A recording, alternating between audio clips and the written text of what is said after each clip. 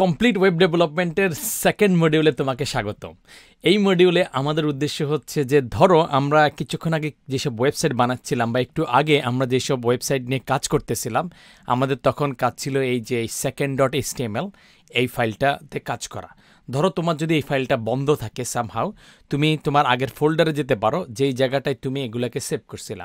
তোমার যদি মনে না থাকে তাহলে তুমি যাইতে পারো সি ড্রাইভের, তারপর আমাদের ওয়েব ডেভেলপমেন্ট ফোল্ডারের ফার্স্ট ওয়েবসাইটের মধ্যে আমরা হচ্ছে এই second.html এটাকে আমরা সেভ করছিলাম। জাস্ট ডাবল ক্লিক করলে ওটা ওপেন হয়ে যাবে।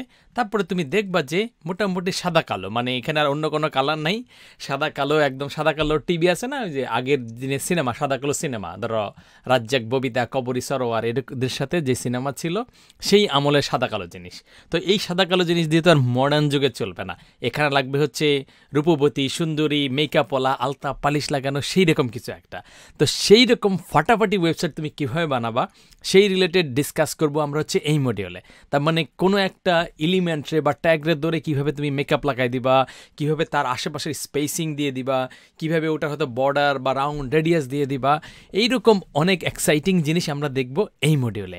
সো এই মডিউলটা নিয়ে হচ্ছে আমি নিজে খুব এক্সাইটেড, কারণ এইটা কাজ করার জন্য হচ্ছে তুমি ওয়েব ডেভেলপমেন্টের যে কোর 3টা পার্ট আছে, প্রথম পার্টটা HTML তুমি আগের মডিউলে শিখে ফেলছো, এখন কোর যে পার্টটা আছে পার্ট 2 মানে CSS, সেই CSS নিয়ে আমরা আলোচনা করব হচ্ছে এই মডিউলে, এবং এটা ওয়েব ডেভেলপমেন্টের কোর একটা জিনিস।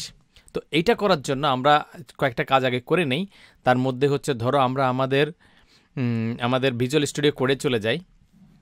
ভিজুয়াল স্টুডিও কোডে গিয়ে আমরা নতুন একটা ফাইল তৈরি করে ফেলি এবং এটার নাম দিয়ে দেই। ধরো আমি এটার নাম দিয়ে দিলাম Ctrl+S করো, মানে ফাইল ওপেন হওয়ার পরে সেভ করার জন্য ইদার ফাইলে গিয়ে এই সেভ অ্যাজে ক্লিক করতে পারো, অথবা প্রথমবার করলে Ctrl+Sও দিতে পারো।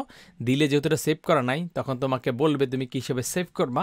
ধরো আমরা নাম দিলাম, যেহেতু আমরা মেকআপ করবো বা বিউটিফুল বানাবো, তাই আমরা এটার নাম দিয়ে দিলাম beautiful.html। আচ্ছা, এটা করে ফেললাম। এখন এই জায়গায় এসে আমরা যেটা করব, আমরা যেহেতু একটা ওয়েবসাইটের স্ট্রাকচার বানাইতে চাই, এই জন্য আমরা ওই যে এক্সক্লেমেটরি সাইন শিফট চাপ দিয়ে তারপর হচ্ছে 1 যে সংখ্যাটা আছে ওইটাতে চাপ দিলে এইরকম জিনিসটা দেখাবে। এরপর যদি তুমি হচ্ছে ট্যাব ইউজ করো বা এন্টার মারো অথবা মাউস দিয়েও ক্লিক করো, তাইলে এই স্ট্রাকচারটা চলে আসবে। এরপরে তুমি যদি হচ্ছে কয়েকটা ট্যাব দাও, ট্যাব দিলে তোমার কার্সরটা এখানে চলে আসবে। সো এখানে তুমি লিখে দিতে পারো যে CSS মানে হচ্ছে ক্যাসকেডিং স্টাইল শিট। ক্যাসকেডিং জিনিসটা কেন বলতেছে সেই জিনিসটা তুমি আস্তে ধীরে জানবা।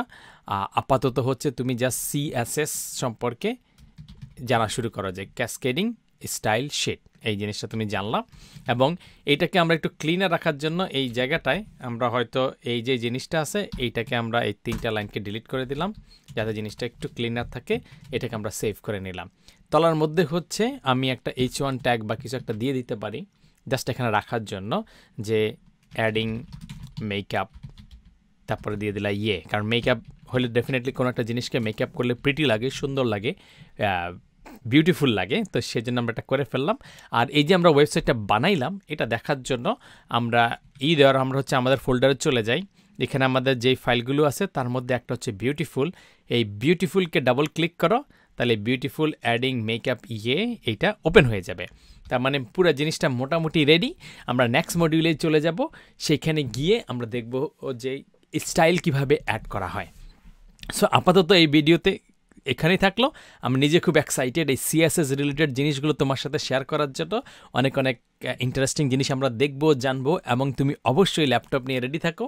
এবং আমি যেই জিনিসগুলো করব সেই জিনিসগুলো তুমি ধরে ধরে নিজেও প্র্যাকটিস করবা, টাইপ করবা, এবং আউটপুট দেখবা সেম রকম হয় কি না। যদি কোনো কারণে না হয় আবার একটু চেক করে দেখলে কোনো বানানে মিস্টেক হইলো কি না, অন্য কিছু হইলো কি না। এইভাবে যদি নিজে প্যারালালি করতে থাকো তাইলেই তোমার নিজের ভিতরে জিনিসগুলো ঢুকবে। শুধু দেখে গেলে চোখের পলকে জিনিসগুলো একদম গায়েবুল হাওয়া হয়ে যাবে। সো গায়েবুল হাওয়া করার দরকার নেই, ধরে ধরে দেখো এবং প্র্যাকটিস করো, হাতে কলমে করো, তাইলে জিনিসটা তোমার জন্যই অনেক অনেক বেশি ইফেক্টিভ হবে। সো দ্যাটস ইট, দেখা হবে নেক্সট ভিডিওতে।